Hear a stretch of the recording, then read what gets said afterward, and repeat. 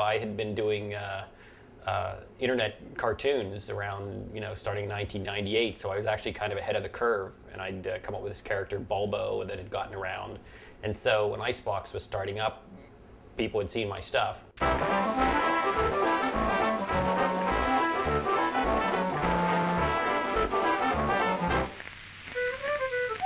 And they were looking for, can you make cartoons for us? Can you, do our cartoon ideas?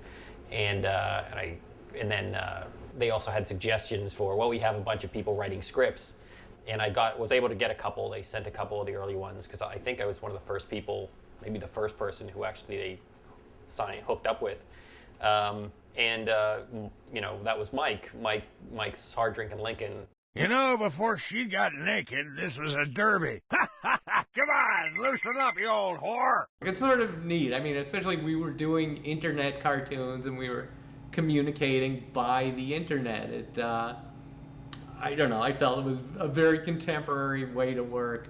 What we do, I'm basically complementing his work, and I'm not doing any writing and he's not doing any drawing, so it's such an even divide that it works well. I think we did 15 episodes of Hard Drinkin' Lincoln together, and I'd never met Seth, I never talked to him on the phone. I would ship him the recorded soundtracks, and he would send back a hilarious cartoon. And he's the best collaborator a writer could want, because he takes whatever you give him and makes it so much funnier. And so we did Hard Drinkin' Lincoln together, and so when I created Queer Duck, I even sort of created the whole project towards Seth's sensibility and design style. It's colorful and upbeat and happy. Everybody's smiling all the time, and it moves like lightning.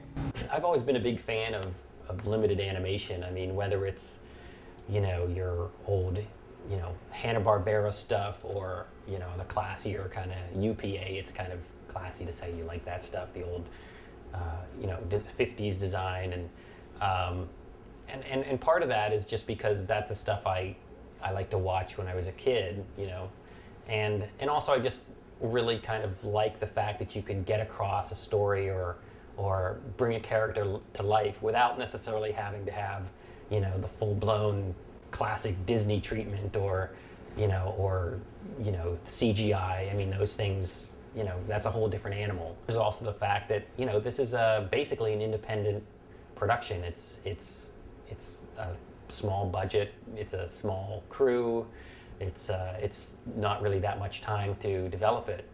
And those kind of things, that's why one of the reasons limited animation came about. It's a combination of art and economics. But I like to also, embrace it and kind of, there's beautiful artwork and you can do a lot of cool things with it. So hopefully people say, wow, that was a good design choice, not, wow, that was really cheap. One thing I like about doing these cartoons with Seth is to do an episode of The Simpsons, it takes 400 people 6 months to do one episode of The Simpsons.